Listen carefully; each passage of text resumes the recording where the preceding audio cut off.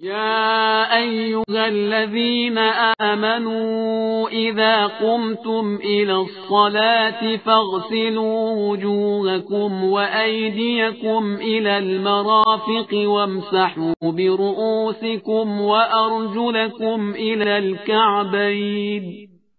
ایمان والو، جب نماز کے لیے اٹھو تو پہلے اپنے چہروں کو اور کونیوں تک اپنے ہاتھوں کو دھو اور اپنے سر اور گٹے تک پیروں کا مسح کرو. بسم اللہ الرحمن الرحیم. الحمدللہ رب العالمین وصلی اللہ علی محمد وآلہ الطاہرین ولعنۃ اللہ علی اعدائہم اجمعین الی قیام یوم الدین. موضوع گفتگو وضو. سابقہ نشست میں وضو کے بارے میں کچھ گفتگو ہوئی اور کچھ تھیوری بیان ہوئی اور اختصار کے ساتھ کچھ مسئلے مسائل بیان ہوئے. اب اس نشست میں آپ کی خدمت میں وضو پریکٹیکلی کر کے دکھائیں گے، ٹیپ واٹر کے ذریعے سے بھی، اسی طرح سے گلاس یا لوٹے اور حتیٰ اسپرے کے ذریعے سے بھی. گو کہ وضو کا طریقہ ایک ہی ہے، لیکن بعض دفعہ مومنین بہت زیادہ کنفیوز ہو جاتے ہیں وضو کے بارے میں، کس طرح سے کیا جائے اور کیا طریقہ ہے وضو کا. اور اس جانب بھی توجہ رہے کہ وضو دو اقسام کا ہے کرنے کے اعتبار سے، وضو ترتیبی اور وضو التماسی. وضو ترتیبی کے معنی ہے کہ پانی چہرے پہ ڈالا جائے اور ترتیب سے نیچے کی جانب لایا جائے اور پہلے مرحلے میں چہرہ دھویا جائے گا، پھر سیدھے ہاتھ کو، پھر الٹے ہاتھ کو، اور بعد میں سر کا مسح اور دونوں پاؤں کا مسح.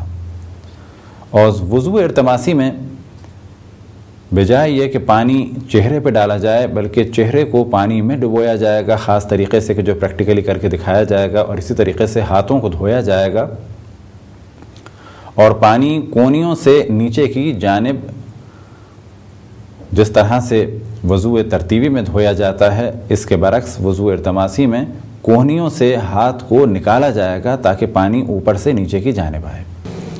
تو پہلے مرحلے میں وضو کر کے آپ کو دکھاتے ہیں. وضو کے بارے میں جیسے پہلے آپ کی توجہ دلائی کہ وضو سے پہلے 3 کام مستحب ہیں، اور مستحب کے بارے میں ہم نے کئی لیکچرز میں توجہ دلائی کہ مستحب کے معنی یہ ہیں کہ اگر اس کام کو کیا جائے تو بہتر ہے، لیکن اگر چھوڑ دیا جائے تو گناہ نہیں ہے.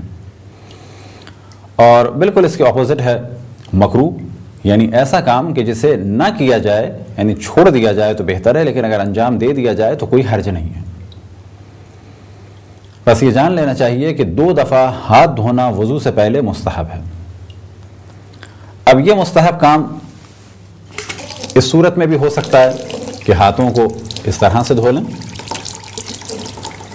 اور پھر اس طرح سے دھو لیں، پھر یہ دوسرا ہاتھ اور پھر یہ ہاتھ. یہ بھی طریقہ صحیح ہے، لیکن مزید مستحب یہ ہے کہ اس طریقے سے ہاتھ میں پانی لیا جائے، سیدھے ہاتھ سے الٹے ہاتھ میں ڈالا جائے، الٹے ہاتھ سے سیدھے ہاتھ کو دھویا جائے، پھر اس کے بعد سیدھے ہاتھ سے پانی لے کے الٹے میں ڈالا جائے، اسی طریقے سے دوبارہ سیدھے ہاتھ سے پانی لے کے الٹے میں، اور پھر اس کے بعد اس ہاتھ کو دھویا جائے، اور پھر سیدھے ہاتھ سے پانی لے کے الٹے ہاتھ کو دھویا جائے. یہ مستحب ہے، لیکن جس طریقے سے بھی دھو لیا جائے مستحب پورا ہو جائے گا. لیکن مستحب مزید یہ ہے کہ سیدھے ہاتھ سے الٹے ہاتھ میں، جو آپ کے سامنے طریقہ پیش کیا. کلی کرنا واجب نہیں ہے، لیکن اگر کلی کی جائے تو بہتر ہے. اور اسی طریقے سے 3 دفعہ ناک میں پانی ڈالنا واجب نہیں ہے، لیکن مستحب ہے. یہ 3 عمل ہیں مستحب. اب پہلا عمل جو واجب ہے وہ ہے نیت، اور نیت کے بارے میں پہلے توجہ دلا چکے ہیں کہ نیت کا تعلق فقط انسان کے دل سے اور ارادے سے ہے. لہذا اگر کسی نے نماز کے لیے وضو کا ارادہ کر لیا اور اللہ سبحانہ و تعالیٰ کی قربت اس کے دل میں ہے، یعنی یہ وضو میں کر رہا ہوں اللہ سبحانہ و تعالیٰ سے قریب ہونے کے لیے اور اللہ سبحانہ و تعالیٰ کے حکم پر عمل کرنے کے لیے، تو یہ نیت کافی ہے. نیت کے بارے میں جانب توجہ رہے کہ فرض کریں کہ ہم نے چہرہ دھو لیا ٹھنڈا کرنے کے لیے، اور جب دھو چکے تو پھر ہم نے سوچا کہ بہتر ہے کہ وضو کر لیں اور پھر دونوں ہاتھ دھو لیں اور سر کا اور پاؤں کا مسح کر لیں. تو اس جگہ پہ کہا جائے گا کہ وضو سے پہلے نیت لازم تھی، آپ نے چہرے کو دھویا فقط ٹھنڈا کرنے کے لیے، بعد میں نیت کی، یہ کافی نہیں ہے۔ تو نیت پہلے کرنی ہے، بعد میں چہرے کو دھونا ہے۔ اور نیت کے کیا معنی ہے ساتھی؟ کہ جس کام کو ہم انجام دے رہے ہیں وہ وضو ہی کی نیت سے ہو۔ ہاں یہ اور بات ہے کہ دوران وضو ہمیں پانی اچھا لگ رہا ہے، ٹھنڈا لگ رہا ہے اور ایک سکون سا ملا تو کوئی حرج نہیں ہے، لیکن جب ہم ابتدا کریں تو چہرہ دھونے کے ساتھ ساتھ نیت کیا ہو، ارادہ کیا ہو کہ یہ ہم چہرہ دھو رہے ہیں وضو کے لیے۔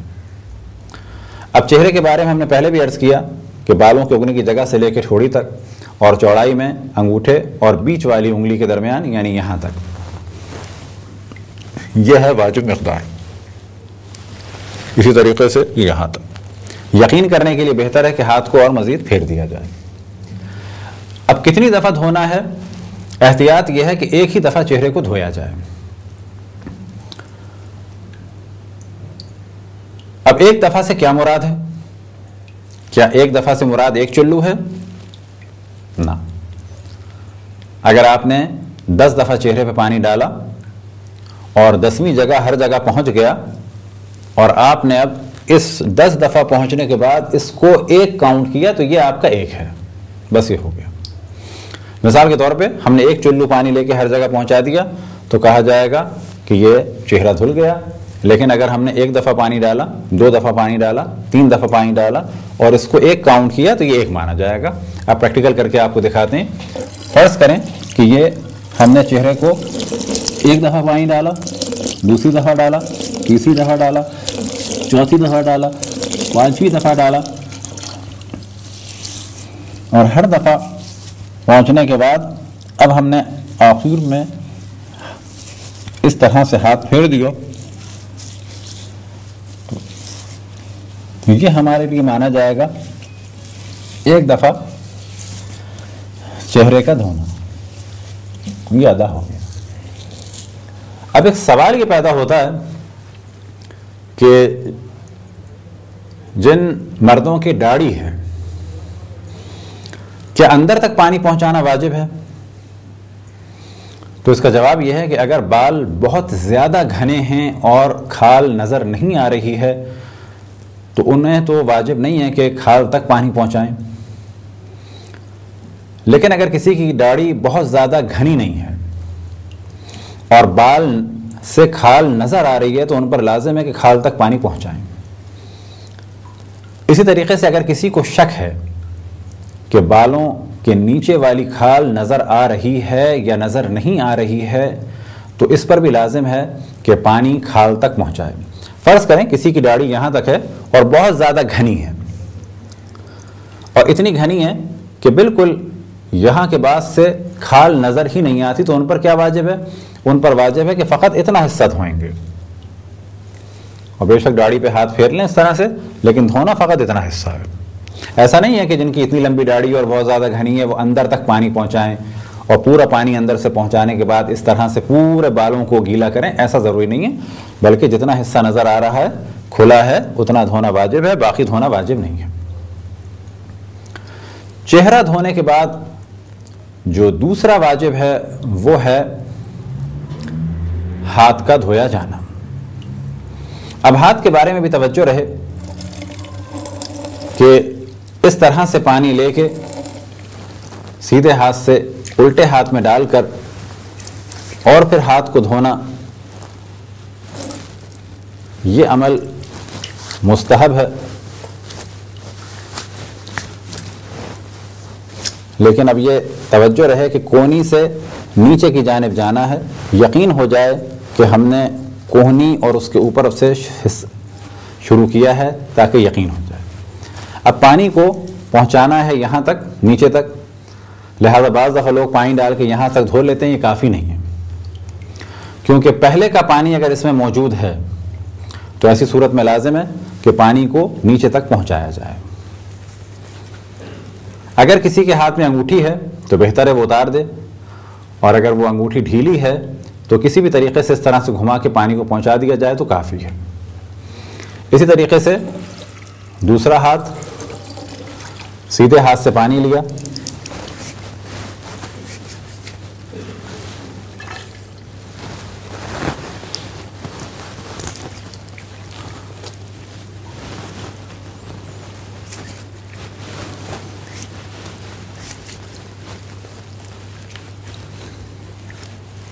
یہ ہو گیا دونوں ہاتھوں کا دھویا جانا۔ واجب ہے اب اس کے بعد سر کا مسح۔ سر کے مسح کی جگہ کے بارے میں بتا دیا۔ اب یہ توجہ رہے کہ جن کے بال چھوٹے ہیں، چھوٹے ہونے سے کیا مراد؟ چھوٹے ہونے کا معیار یہ ہے کہ اس جگہ کے بال اس جگہ ہی میں رہیں گے تو ان بالوں کے اوپر بھی مسح ہو جائے گا۔ لیکن اگر کسی کے بعد فرض کریں بہت زیادہ کرلی ہیں اور وہ اتنا ابھرے ہوئے ہیں، ان کے اوپر مسح نہیں ہو سکتا۔ کیوں نہیں ہو سکتا؟ کیونکہ ان کو اگر کھینچا جائے گا تو یہاں آ جائیں گے یا یہاں آ جائیں گے۔ تو چھوٹے بالوں کے بارے میں جو کہا جاتا ہے کہ اگر بال چھوٹے ہیں ان کے اوپر مسح ہو سکتا ہے، تو اس کے معنی یہ ہے کہ وہ بال جو اس حصے کے ہوں اور کھینچنے کے بعد بھی اسی حصے میں رہیں تو ان بالوں پر بھی اس طریقے سے مسح ہو جائے گا۔ یہ تصور کے مانگ نکال کے اندر تک پانی لے جانا ہے یہ ضروری نہیں ہے۔ بس سر کے مسح کے لیے ایک جملہ کہا جا سکتا ہے کہ سر کا مسح اس حصے کے بالوں کے اوپر ہوگا۔ اس حصے کے بالوں سے مراد وہ بال کہ جو اگر کھینچے بھی جائیں تو وہ یہیں پہ رہیں گے، ایسا نہیں کہ یہاں تک آ جائیں گے۔ لہذا بعض افراد کہ جن کے بال گر جاتے ہیں وہ یہاں کے بالوں سے اس طرح سے اوپر کے حصے کو کور کرتے ہیں۔ اب اگر وہ ان بالوں پر مسح کریں گے تو کہا جائے گا ان کا مسح کافی نہیں ہے۔ کیوں کافی نہیں ہے؟ کیونکہ جب ان بالوں کو کھینچا جائے تو وہ یہاں آ جائیں گے، وہ یہاں کے بال ہیں اصل میں۔ اسی طریقے سے اگر کسی کے بعد بہت زیادہ کرلی ہیں، اس طرح سے اوپر ہے، وہ اگر یہاں پہ سر پہ مسح کرے تو کہا جائے گا یہ بال کھنچ کے یہاں آ جائیں گے۔ بس اس قسم کے چھوٹے بالوں میں یا جن کی بیچ کی مانگ ہے یا حتیٰ کسی کی مانگ یہاں سے ہے، اگر وہ اوپر کے حصے تک ہے تو یہاں پر بھی سر کا مسح ہو سکتا ہے۔ سر کے مسح کے بعد واجب ہے سیدھے ہاتھ سے سیدھے پاؤں کا مسح اور الٹے ہاتھ سے الٹے پاؤں کا مسح۔ پاؤں کے مسح کے بارے میں ہم نے توجہ دلائی کہ کسی بھی انگلی کے اس شروع کے حصے سے کہ جو سامنے کی جانب ہوتا ہے مسح کو شروع کرنا ہے اور یہاں جوڑ تک لے کے آئیں، یہ احتیاط کے مطابق ہے۔ لہٰذا اب پاؤں کا مسح اس طریقے سے بھی ہو سکتا ہے، ایسے کرنا چاہیں ایسے بھی ہو سکتا ہے، یہاں تک لے آئیں، یوں کرنا چاہیں یوں بھی ہو سکتا ہے۔ اسی طریقے سے اگر فرض کریں کہ ہم کھڑے تھے اور ہم نے پاؤں کو اس طرح سے اٹھایا اور پاؤں کا مسح کر لیا، یہ بھی صحیح ہے۔ ایسے رکھا، ایسے پاؤں کا مسح کر لیا، یہ بھی صحیح ہے۔ اسی طریقے سے اگر گھٹنے پہ رکھا اور اس طرح سے مسح کر لیا، یہ بھی صحیح ہے۔ اور اس کے بعد الٹے ہاتھ سے الٹے پاؤں کا مسح۔ بعض دفعہ بعض مومنین سوال کرتے ہیں کیا یہ ممکن ہے کہ وضو کیا جائے اور ہم موزے اور جوتے پہنے ہوئے ہوں اور پھر کسی جگہ جا کے بیٹھیں اور بیٹھنے کے بعد موزے اتاریں؟ تو جواب یہ ہے کہ یہ عمل بھی بالکل صحیح ہے۔ کیسے یہ کام ہو سکتا ہے؟ تو پریکٹیکلی یہ کر کے دکھاتے ہیں کہ فرض کریں ہم نے کسی جگہ وضو کر لیا ہے اور اس کے بعد آ کے ہم ایک جگہ بیٹھے، اور بیٹھنے کے بعد جو ایک بہت ہی سمپل طریقہ ہے وہ یہ کہ اس طریقے سے یہ موزہ اتاریں۔ اس وقت ہمارے اس ہاتھ کی تری ختم نہیں ہوئی، اور اس کے بعد اس ہاتھ سے اس پاؤں کا یعنی سیدھے ہاتھ سیدھے پاؤں کا مسح کر لیں۔ کیا یہ ممکن ہے کہ پاؤں اس طرح سے ہو اور مسح ہو جائے؟ تو یہ بھی بالکل صحیح ہے، کیونکہ اصل موضوع ہے انگلیوں کے شروع سے لے کر یہاں جوڑ تک مسح کیا جانا۔ اگر پاؤں اس طرح سے برعکس ہے اور ہم نے اس طرح سے پاؤں کا مسح کر لیا تو یہ عمل بھی صحیح ہے۔ اور اس کے بعد الٹے ہاتھ کا مسح کرنے سے پہلے، الٹے پاؤں کا الٹے ہاتھ سے مسح کرنے سے پہلے اس سے ہم نے اس موزے کو اتارا اور پھر یہ الٹے پاؤں کا مسح الٹے ہاتھ سے کر لیا، تو یہ عمل بھی بالکل درست ہے۔ یہ تصور کہ پاؤں کی پوزیشن ہمیشہ اس طرح سے ہو یہ ضروری نہیں ہے، اس طرح سے بھی ہے اور ایسے پاؤں کا مسح کر لیا تو یہ عمل بھی بالکل درست ہے۔ توضیح المسائل میں خاص مسئلے کی جانب توجہ دلائی گئی ہے، اور وہ یہ کہ جس وقت سر کا مسح کیا جائے تو اس وقت سر حرکت نہ کرے، اور جس وقت پاؤں کا مسح کیا جائے تو اس وقت پاؤں حرکت نہ کریں۔ تو بعض دفعہ مومنین اس مسئلے سے یہ سمجھتے ہیں کہ جب سر کا مسح کیا جا رہا ہو تو بالکل سانس کو روک لیں اور سر اس طرح سے بالکل بے حس و حرکت ہو اور اس طرح سے مسح کیا جائے، اور اسی طریقے سے پاؤں میں بھی حرکت نہ ہو, کسی جگہ اس کو جما کے رکھ دیا جائے. تو کیا اس سے یہ مراد ہے؟ تو یاد رکھیں قطعاً یہ مراد نہیں ہے, بلکہ اس سے مراد یہ ہے کہ اگر تھوڑی بہت حرکت ہو, جس طرح سے فرض کریں ہم چلتے ہوئے آئے یا بات کرتے ہوئے آئے اور اس طرح سے سر کا مسح کر لیا, کوئی حرج نہیں ہے. بس توضیح المسائل میں کیا مراد ہے کہ سر حرکت نہ کرے؟ تو اس سے مراد یہ ہے کہ سر پر جب مسح کیا جائے تو ہاتھ سر پر حرکت کریں اور ہاتھ کے ذریعے سے سر کا مسح ہو. سر حرکت نہ کرے سے کیا مراد ہے؟ یعنی ایسا نہ ہو کہ بجائے ہاتھ سر پر حرکت کرے اور ہاتھ کے ذریعے سے سر کا مسح ہو, اگر کوئی اس طرح سے کرے کہ ہاتھ کو روک دے اور بجائے ہاتھ چلانے کے سر اس طرح سے پیچھے کر دے, تو اس عمل کے لیے توضیح المسائل میں کہا گیا ہے کہ مسح کے وقت سر حرکت نہ کرے بلکہ ہاتھ کے ذریعے سے, ہاتھ کی حرکت کے ذریعے سے سر کا مسح ہو. اور اسی طریقے سے پاؤں کے مسح میں توجہ دلائی گئی. اسی طریقے سے جب پاؤں کے بارے میں توضیح المسائل میں لکھا گیا کہ مسح کرتے وقت پاؤں حرکت نہ کریں, تو اس سے مراد یہ ہے کہ ہاتھ حرکت کریں, یعنی ہاتھ کے ذریعے سے پاؤں کا مسح ہو. پاؤں حرکت نہ کریں سے مراد یہ نہیں ہے کہ یہ تھوڑی سی اس طرح سے جنبش ہے, یا یہ کہ اگر ہم نے اس طرح سے اٹھا لیا پاؤں اور اس کو مسح کیا تو یہ صحیح نہیں ہوگا, اور یہ اس پر تھوڑی سی وائبریشن پاؤں میں ہے تو کیا مسح باطل ہو جائے گا. یہاں قطعاً یہ مراد نہیں ہے, بلکہ یہاں مراد یہ ہے کہ فرض کریں کہ ہم اس طرح سے مسح کریں تو بالکل صحیح ہے, بجائے ہم نے ہاتھ چلانے کے کہ ہاتھ پاؤں پر حرکت کرے, ہاتھ کو روک کے رکھا اور پاؤں کو ایسے آگے کر دیا, تو اس عمل کے بارے میں کہا جاتا ہے کہ پاؤں حرکت نہ کرے بلکہ ہاتھ حرکت کرے. اب دوبارہ آپ کو وضو کر کے دکھاتے ہیں تاکہ پتہ چل جائے کہ ضروری نہیں ہے کہ اس طرح سے چلو سے پانی لے کے دوسرے چلو میں ڈالا جائے, کیونکہ اس کا پرابلم یہ ہوتا ہے کہ بعض دفعہ جب بچوں کو بتایا جاتا ہے وضو کے بارے میں اور یہ کہا جاتا ہے کہ اس ہاتھ سے پانی لے کے اس میں ڈالنا ہے, تو بعض دفعہ بچے اس طرح سے پانی ہاتھ میں لے نہیں پاتے, اور اگر لے بھی لیں تو جب اس طرح سے دوسرے ہاتھ میں ڈالتے ہیں تو گر جاتا ہے, اور ماں باپ ناراض ہو رہے ہوتے ہیں کہ تم وضو نہیں کر سکتے یا وضو نہیں کرتے. تو یہ ہم نے توجہ دلائی کہ سیدھے ہاتھ سے پانی لے کے الٹے ہاتھ میں پانی ڈال کے پھر ہاتھ کو دھونا, یا سیدھے ہاتھ سے پانی لے کے چہرے پہ ڈالنا, یہ عمل مستحب ہے, واجب نہیں ہے. کیا دو ہاتھ سے پانی ڈالا جا سکتا ہے؟ بالکل ڈالا جا سکتا ہے. کیا ضروری ہے کہ پانی چلو ہی سے ڈالا جائے؟ کوئی اور طریقہ ہو سکتا ہے تو وہ بھی ہو سکتا ہے. اب وہ طریقہ کیا ہو سکتا ہے؟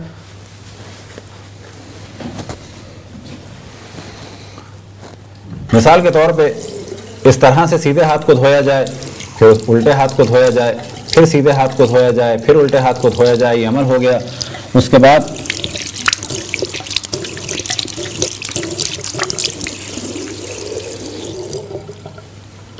اب آیا یہ ممکن ہے کہ کسی پائپ کے ذریعے سے چہرے کو دھویا جائے؟ بالکل دھویا جا سکتا ہے. فرض کریں کہ اس وقت ہمارے پاس پائپ تو نہیں, لیکن آپ یہ فرض کر لیں کہ یہ پائپ کا پانی ہے. کیا یہ ممکن ہے کہ اس طرح سے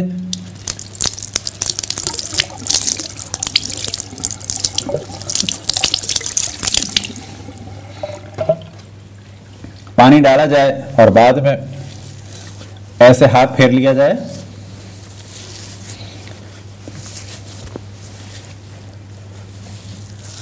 یہ عمل بھی بالکل جائز ہے اور صحیح ہے. یہ چہرہ دھل گیا. بس یہ ذہن میں رہے کہ ضروری نہیں ہے کہ چلو ہی کے ذریعے سے پانی ڈالا جائے, اصل موضوع ہے چہرے کو دھونا. اب کیا اس طرح سے واجب ہے؟ یہ مستحب ہے. کیا اس طرح سے واجب ہے کہ چلو سے ڈالا جائے؟ یہ بھی واجب نہیں ہے. اصل موضوع ہے ہاتھ کا دھویا جانا. بس اگر کسی نے واش بیسن کے نیچے اس طرح سے ہاتھ رکھا, لیکن احتیاط یہ ہے کہ بعد میں ہاتھ اس طرح سے پھیر دیں, یہ سیدھا ہاتھ دھل گیا. کیا ضروری ہے کہ الٹا ہاتھ بھی چلو سے دھویا جائے؟ دھو سکتے ہیں, لیکن اگر کوئی اس طریقے سے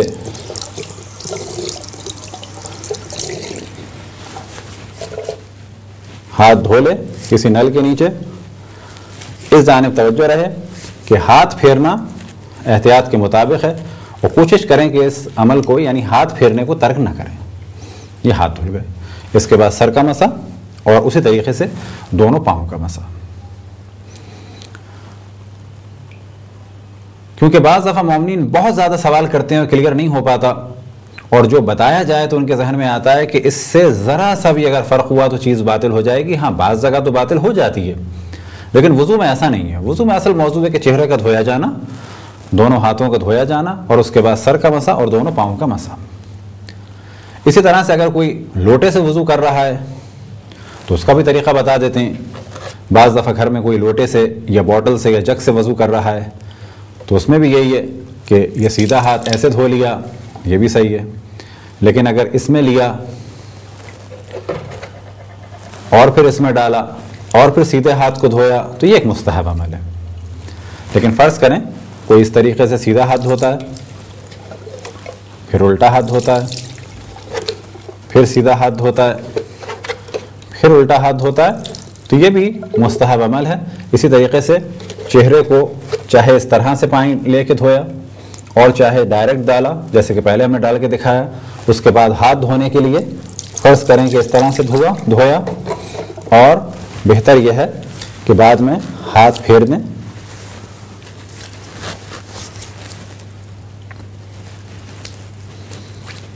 یہ سیدھا ہاتھ دھل گیا۔ اسی طریقے سے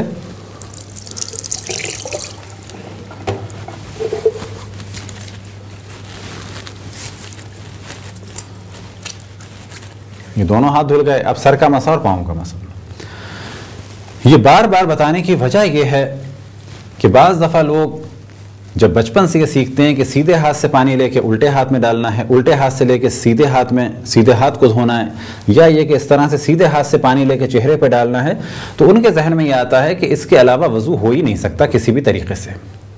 اور جب وہ کسی عالم کو اس طرح سے کرتے ہوئے دیکھتے ہیں کہ انہوں نے دھویا تو وہ یہ سمجھتے ہیں کہ عالم مسئلے مسائل کو نہیں جانتے، اور جب عالم سے پوچھا جائے کہ آپ نے ایسے کیوں دھویا تو وہ کہتے ہیں کہ ہاں یہ بھی جائز ہے۔ اب ہوتا کیا ہے پرابلم کہ عالم کو مسئلے پتہ ہیں، وہ بتا رہے ہیں کہ یہ طریقہ بھی جائز ہے، بچہ یہ سوچتا ہے کہ میرے دادا نے یا میری دادی نے یا فلانے رشتہ دار نے مجھے یہ طریقہ بتایا تھا، تو بعض دفعہ تو وہ ہو جاتے ہیں کنفیوز۔ اور ہمارے معاشرے میں خصوصاً ممبروں سے اور جاہل قسم کے ذاکروں سے علماء کے خلاف اتنا زہر پھیلایا جا رہا ہے، اتنا زہر اگل رہے ہیں جاہل قسم کے ذاکرین علماء کے خلاف۔ تو جب لوگ علماء سے سوال کرتے ہیں کیا اس طریقے سے وضو صحیح ہے، اور وہ کہتے ہیں ہاں صحیح ہے، تو بعد میں کچھ لوگ کہتے ہیں جی انہوں نے اپنے لیے حلال کر لیا، ہم نے تو ایسا نہیں سنا تھا۔ تو اس جانب توجہ رہیں کہ آپ نے اگر نہیں سنا تو یہ الگ موضوع ہے، اور اگر کہیں شریعت میں نہیں اور کوئی عالم نئی چیز بنائے تو وہ قطعاً ایک بدعت ہوگی اور اس کے بارے میں سوال کیا جائے گا۔ لیکن آپ نے نہیں سنا، یا آپ کی دادی نے غلط بتایا، یا آپ کے دادا نے غلط بتایا، یا آپ کے بزرگوں کو ہی نہیں معلوم تھا، تو یہاں پر عالم کو بلیم نہیں دینا ہے، بلکہ یہ سوچنا ہے کہ بہت ساری چیزیں ایسی ہیں جو آپ کو نہیں پتا، اور انہی میں سے ایک چیز یہ ہے کہ جس کے بارے میں آپ کو نہیں پتا تھا۔ تو اب تک جو ہم نے وضو کا مسئلہ بیان کیا تو یہ تو واش بیسن کے پانی سے یا لوٹے کے پانی سے اور اچھا خاصا پانی ہم نے استعمال کیا، البتہ اس مقدار میں پانی استعمال کرنا جائز ہے، لیکن ہاں بہت زیادہ پریشر میں ٹیپ کھلا رہے اور پانی بہتا رہے تو یہ عمل قطعاً مناسب نہیں ہے۔ بہتر ہے کہ وضو کے لیے کم سے کم پانی استعمال کیا جائے۔ اب اگلا موضوع کہ جس کی جانب میں نے توجہ دلائی کہ ایک گلاس پانی سے بھی وضو کیا جا سکتا ہے، حتیٰ آدھے گلاس سے بھی وضو کیا جا سکتا ہے۔ شروع میں جس مسئلے کی جانب ہم نے توجہ دلائی وہ یہ کہ پہلے مرحلے میں 2 ہاتھوں کا دھونا مستحب ہے، کلی کرنا مستحب ہے، ناک میں پانی ڈالنا مستحب ہے، واجب ہے نیت، اور نیت کے بعد چہرہ دھونا، اور پھر 2 ہاتھوں کا دھونا، اور پھر سر کا مسح اور دونوں پاؤں کا مسح۔ اگر کسی کو یہ مسئلہ نہ معلوم ہو تو ممکن ہے کہ بعض دفعہ وہ نماز قضا کر دے، یا یہ کہ پانی ہو اور ممکن ہے کہ وہ تیمم کرے جبکہ اس کے لیے تیمم جائز نہ ہو، کیونکہ تیمم کی جگہوں میں سے ایک جگہ اور تیمم کے موارد میں سے ایک مورد یہ ہے کہ جب پانی نہ ہو۔ تو پانی نہ ہو سے کیا مراد؟ فرض کریں کہ ہمارے پاس کتنا سا پانی ہے. ہم گھر میں ہیں, صبح جب نماز فجر کے لیے اٹھے یا تہجد کے لیے جب اٹھے تو پانی نہیں تھا, کسی گلاس میں کسی بوٹل میں تھوڑا سا پانی تھا. اسی طریقے سے یہ بھی فرض کریں کہ ہم کسی ٹرین میں ہیں یا بس میں ہیں, یا یہ کہ کسی کے گھر میں ہم ہیں, اس کے ڈرائنگ روم میں ہیں, یا کسی ایسے روم میں ہیں کہ جہاں پر اٹیچ باتھ نہیں ہے اور ہمارے لیے کسی اور باتھ روم میں بھی جانا پاسبل نہیں ہے اور نماز صبح قضا ہو جائے گی. تو کیا بیٹھے بیٹھے کسی جگہ وضو کیا جا سکتا ہے؟ یا یہ کہ ہم بیمار ہیں اور بیڈ پر ہیں اور پاسبل نہیں ہے کوئی ٹب لے کے آئے یا ہمیں کسی واش بیسن تک لے جائے, تو کیا وضو کیا جا سکتا ہے؟ تو یہاں پر دو موضوعات کی جانب میں توجہ دلا رہے ہیں. ایک تو یہ کہ حتیٰ آدھے گلاس سے کم میں وضو ہو سکتا ہے, البتہ واجب حد تک, اور اس صورت میں ہوگا کہ جب آپ کو پتہ ہوگا کہ واجبات کیا ہیں اور مستحبات کیا ہیں. اسی طریقے سے یہ بھی ضروری نہیں ہے کہ سامنے واش بیسن ہو یا کوئی اور چیز ہو. حتیٰ انسان کسی سیٹ پر اگر ہے کسی بس میں یا پلین میں تو وہاں بھی بیٹھے بیٹھے کر سکتا ہے, البتہ کسی کو اذیت نہ ہو. یا اگر اپنے بیڈ پر ہے اور بیمار ہے تو وہاں بھی وضو کر سکتا ہے. اس کا طریقہ کیا ہوگا کہ کوئی بھی ایک کپڑا, جیسے کہ اس وقت ہمارے ہاتھ میں جانماز ہے, فرض کریں کوئی بھی کپڑا, اسے آپ نے اس طرح سے اپنے آگے رکھ لیا, اور فرض کریں کہ آپ اس طرح سے لیٹے ہوئے ہیں, بیمار ہیں, یا یہ کہ کسی کے گھر میں ہیں اور وہاں ہر جانب کارپیٹ ہے, کوئی کھلا ہوا اسپیس نہیں ہے, باتھ روم آپ جا نہیں سکتے کیونکہ اٹیچ بات نہیں ہے, کسی اور باتھ روم میں آپ جا نہیں سکتے کیونکہ ان کے بیڈ روم تک پہنچنا قطعاً مناسب نہیں, اور آپ آوازیں لگا رہے ہیں یا انہیں اٹھانا چاہتے ہیں تو وہ اٹھ نہیں رہے, یا یہ کہ آپ اٹھانا ہی نہیں چاہتے, اور اتنا سا پانی ہے, تو کیا وضو ہو سکتا ہے؟ صرف اس صورت میں ہوگا جب آپ کو پتہ ہو کہ واجبات کیا ہیں اور مستحبات کیا ہیں. اگر آپ ہاتھ دھوئیں گے تو یہ پانی ختم ہو جائے گا, کلی کریں گے یہ پانی ختم ہو جائے گا, ناک میں پانی ڈالیں گے یہ پانی ختم ہو جائے گا, کیونکہ یہ تینوں کام مستحب ہیں. تو یہاں پہ کہا جائے گا مستحبات کو چھوڑ دیا جائے, واجبات کو انجام دیا جائے اور پھر نماز پڑھ لی جائے. بس پہلا واجب کیا ہے؟ نیت. نیت کے بعد چہرے کا دھویا جانا. تو اب یہ آدھے گلاس سے بھی کم پانی تھا, یہ ہم نے اس طرح سے چلو میں پانی لیا اور اب تک کچھ پانی نہیں گرا. کیا یہ ممکن ہے اس طرح سے؟ بالکل ممکن ہے. پانی اس وقت ہمارے ہاتھ میں ہے لیکن نہیں گر رہا. اب فرض کریں کہ سامنے ایک کپڑا ہے, وہ کہ اس وقت ہمارے سامنے واش بیسن ہے لیکن واش بیسن میں ہم نے کپڑے کو رکھ دیا ہے, لہذا کوئی بھی تولیہ جو کپڑا سامنے رکھا جائے اور اس کے بعد اس طرح سے چہرے پہ پانی ڈالا جائے کہ پانی ہر جگہ پہنچ بھی جائے اور گرے بھی نہیں اور وضو بھی ہو جائے.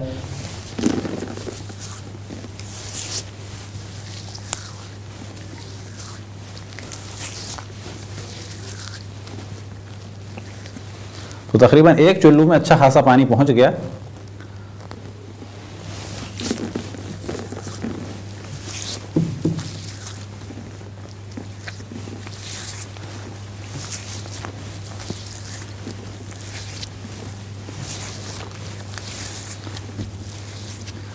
لیکن اتنا پانی ہونا چاہیے کہ جس کے بارے میں کہا جائے کہ پانی ڈالا ہے اور پانی بہہ رہا ہے. اسی طریقے سے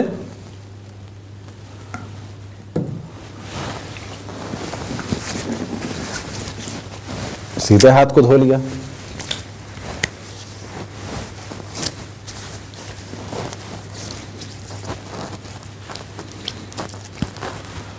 اب بھی اتنا پانی باقی ہے, حتیٰ یقین کیا جا سکتا ہے کہ ہر جگہ ہم نے پانی کو پہنچا دیا.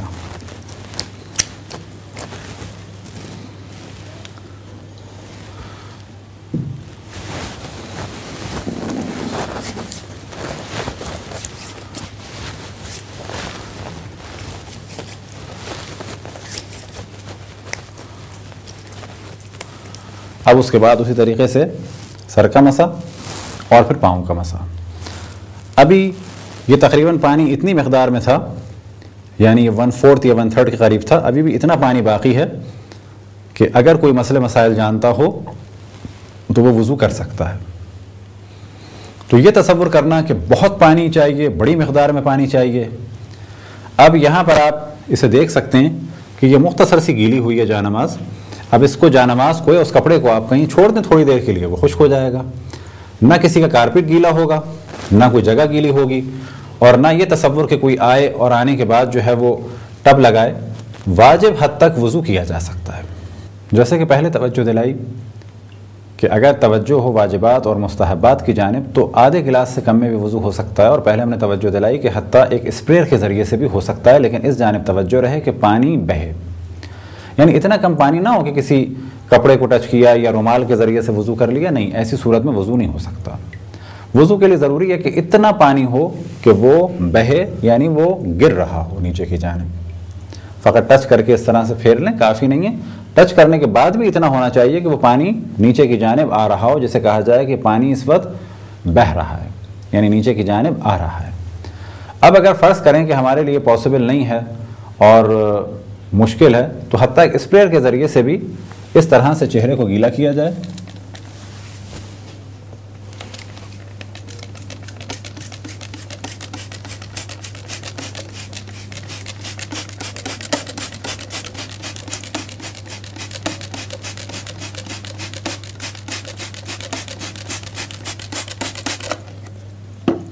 لیکن شرط کیا ہے کہ پانی جاری ہو جائے۔ اب ممکن ہے کوئی سمجھے کہ بڑی عجیب سی بات ہے کہ اسپرے سے ہو سکتا ہے وضو، تو کہا جائے گا موضوع اسپرے یا نل یا بالٹی یا شاور نہیں ہے، اصل موضوع ہے کہ پانی ہر جگہ پہنچ جائے اور بہے، کیونکہ جتنا پانی ہم نے اسپرے سے ڈالا چہرے پہ وہ ایک چلو سے زیادہ ہی تھا جو اس دوران نکلا۔ اسی طریقے سے ہاتھوں کو دھویا جا سکتا ہے اسپریئر کے ذریعے سے، اصل موضوع ہے پانی کا پہنچانا۔ فرض کریں کہ اتنی مقدار میں یہ پانی اس وقت گر رہا ہے کہ اگر آپ دیکھ رہے ہوں کہ پانی ہاتھوں پر بہہ رہا ہے،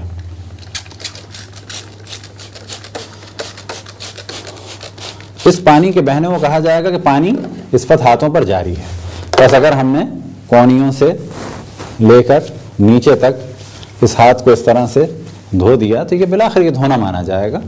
اور پھر ہم توجہ دلائیں کہ جو مسئلے مسائل کو نہیں جانتے وہ ممکن ہے کہ اس کو عجیب سا سمجھیں، لیکن اصل موضوع ہے یہ پانی اس وقت آپ واضح دیکھیں کہ بہہ رہا ہے،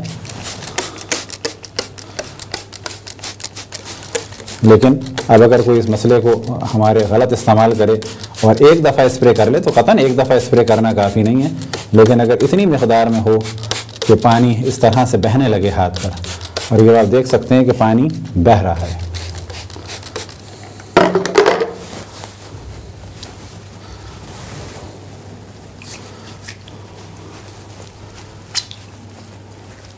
اب یہ دونوں ہاتھ دھل گئے، اس کے بعد اگلا مرحلہ سر کا مسح، اور پھر سیدھے ہاتھ سے سیدھے پاؤں کا اور الٹے ہاتھ سے الٹے پاؤں کا۔ اب مسائل کچھ وضو کے بعد میں بھی بیان ہوں گے، لیکن اس جانب ایک خصوصاً توجہ رہے کہ مذہب اہل بیت میں واجب ہے کہ چہرے کا پانی اوپر سے نیچے کی جانب آئے، اسی طریقے سے ہاتھ کا پانی بھی اوپر سے نیچے کی جانب آئے۔ اگر اس طرح سے کیا جائے تو وضو باطل ہو جائے گا۔ کچھ موضوعات کی جانب توجہ رہے، ان میں سے ایک یہ کہ اگر سر کا مسح کرنا چاہیں تو سر چکنا نہ ہو، اور اگر چکنائی ختم کرنا چاہیں تو یہ ضروری نہیں ہے کہ پورے سر سے چکنائی ختم ہو، لہٰذا اگر کسی نے تیل لگایا ہوا ہے یا کسی قسم کا جیل لگایا ہوا ہے تو فقط اس حصے کی چکنائی کو ختم کرے کہ جہاں پر اسے مسح کرنا ہے۔ اب یہ چکنائی ختم کرنے کا طریقہ یہ بھی ہو سکتا ہے کہ اسے دھو لے، اور یہ بھی ہو سکتا ہے کہ کسی ٹاول سے یا ٹیشو پیپر وغیرہ سے اس حصے کو اتنا زیادہ رگڑے اور صاف کرے کہ چکنائی ختم ہو جائے، اور مسح کا پانی ان بالوں تک کہ جن پہ مسح کرنا ہے یا جڑ تک پہنچ سکے۔ اسی طریقے سے سر اتنا زیادہ گیلا نہ ہو کہ مسح کا پانی اس پر غالب نہ آئے۔ فرض کریں کہ نہا کے نکلے اور سر گیلا ہے، اس پہ اگر آپ مسح کریں تو یہ سر کا مسح صحیح نہیں ہوگا۔ اسی طریقے سے اگر پاؤں گیلے ہیں اور پھر اس پہ آپ مسح کریں تو وہ پاؤں کا مسح بھی صحیح نہیں ہوگا۔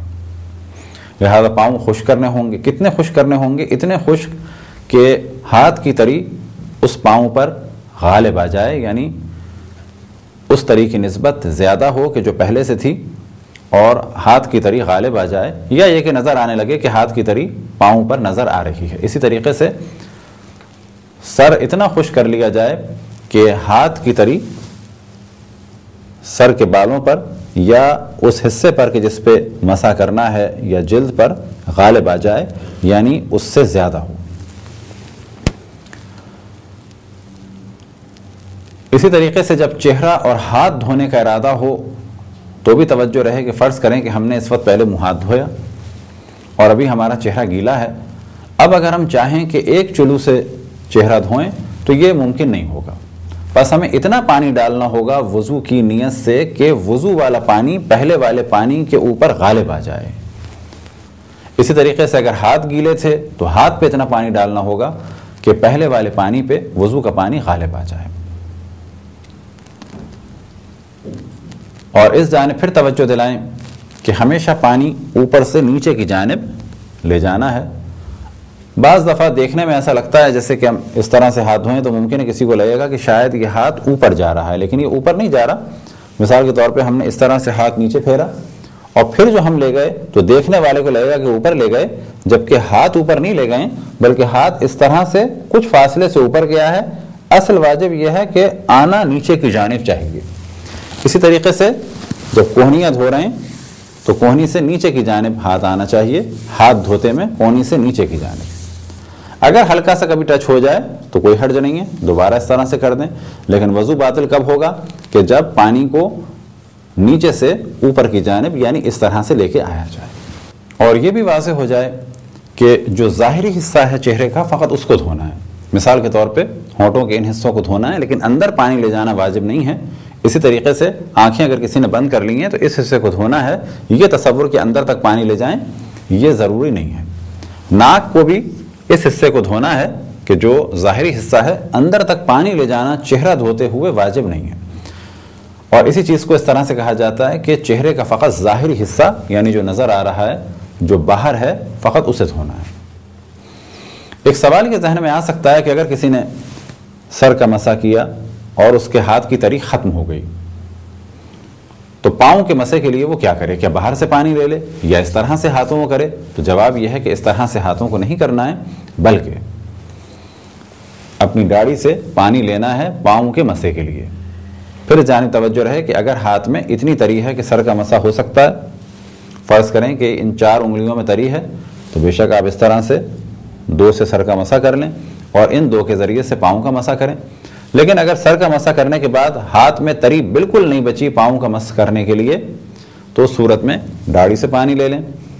اور اسی طرح سے خواتین اگر پانی لینا چاہیں اور مرد بھی پانی لینا چاہیں تو مردوں کے لیے تو پہلے داڑھی سے پانی لینا ہے اور اس کے بعد ایک مرحلہ آتا ہے کہ وہ اپنی بھووں سے پانی لے لیں۔ اسی طرح خواتین بھی اگر پانی ہے تو اسی سے مسح کریں اور اسی بقیہ پانی سے پاؤں کا مسح کریں، لیکن اگر پاؤں کا مسح کرنے سے پہلے ختم ہو چکا ہو پانی تو پھر مرد اپنی داڑھی سے اور اس کے بعد خواتین اپنی بھووں سے پانی لے کے اس حصے کا مسح کر سکتی ہیں اس پانی سے کہ جس کے لیے پانی ختم ہو چکا ہو۔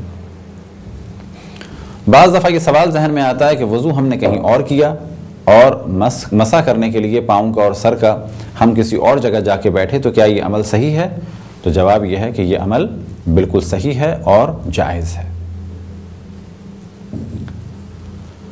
کیا چلنے سے وضو باطل ہو جائے گا؟ تو جواب یہ ہے کہ چلنے سے وضو باطل نہیں ہوتا، بلکہ مسئلے مسائل سے آشنائی ہونی چاہیے، خصوصاً جہاں پر رش ہے۔ فرض کریں کہ آپ نے چہرہ دھو لیا، ہاتھوں کو دھو لیا اور دور آ جائیں تاکہ دوسرے کو موقع ملے اور دور آنے کے بعد اپنے سر کا اور پاؤں کا مسح کریں۔ اسی طریقے سے جہاں پر پانی کم ہے تو توجہ رہنی چاہیے کہ اگر کچھ افراد نے شروع میں اپنی کلائیوں تک ہاتھوں کو دھویا اور اس کے بعد 3 دفعہ کلی کی اور 3 دفعہ ناک میں پانی ڈالا اور ہمیں یہ علم ہے کہ پانی کم ہے تو ایسی صورت میں کیا کرنا چاہیے کہ ہم خالی واجبات کو انجام دیں تاکہ باقی افراد کے لیے پانی بچ سکے۔ اسی طریقے سے اگر وقت کم ہے اور ہم یہ دیکھ رہے ہیں کہ جماعت ہونے والی ہے اور پیچھے ہمارے کچھ افراد ہیں جو وضو کا انتظار کر رہے ہیں، اب اگر ہم مستحبات کو انجام دیں گے، مثال کے طور پہ کلائی تک 2 دفعہ ہاتھ دھوئیں گے، پھر کلی کریں گے، پھر ناک میں پانی ڈالیں گے تو اس سے دیر ہوگی اور نتیجہ یہ ہے کہ بہت سارے لوگوں کی جماعت چھوٹ جائے گی۔ تو ایسی صورت میں بھی بہتر یہ ہے کہ آپ فقط اپنے واجبات کو انجام دیں تاکہ دوسروں کے لیے وضو کرنا آسان ہو جائے اور وہ نماز جماعت میں شریک ہو سکیں۔ لیکن یہ سب کچھ وہ شخص کرے گا کہ جسے معلوم ہو کہ مستحبات کیا ہیں اور واجبات کیا ہیں، اور مستحب کے معنی کیا ہیں، واجب کے معنی کیا ہیں، اور مستحب کو چھوڑا جا سکتا ہے، گو کہ اگر انجام دیا جائے تو بہتر ہے۔ بس چھوڑنے کے بارے میں ہم یہ نہیں کہتے کہ آپ جب دل چاہے چھوڑ دیں، بلکہ جب ضرورت ہو، کسی کے پرابلم کو سالو کرنا ہو تو بے شک چھوڑ دیں، جیسے کہ رش ہو یا پانی کی قلت ہو۔ یہ تھی گفتگو وضو کے طریقے کے بارے میں، اور مختلف طریقوں سے وضو آپ کی خدمت میں کر کے دکھایا گیا تاکہ آپ لوگوں کے لیے پریکٹیکلی وضو اتنا مشکل نہ رہے اور آسان ہو جائے۔ انشاءاللہ اگلے مرحلے میں وضو کی ایک دوسری قسم ہے جسے کہا جاتا ہے وضو ارتماسی، یعنی کسی حوض یا کسی ایسی جگہ سے وضو کرنا کہ جہاں پر پانی کسی چیز میں ہو، اور بجائے پانی ہاتھ پہ ڈالنے کے یا چہرے پہ ڈالنے کے، ہاتھ یا چہرے کو پانی میں داخل کر کے نکالا جائے۔ خداوند تبارک و تعالیٰ سے دعا ہے کہ بحق محمد و آل محمد ہمیں اپنے رسول، اپنی حجتوں، خصوصاً امام زمان علیہ الصلوۃ والسلام کی معرفت اور اطاعت کی توفیق عطا فرمائے۔ وصلی اللہ علی محمد و آلہ الطاہرین۔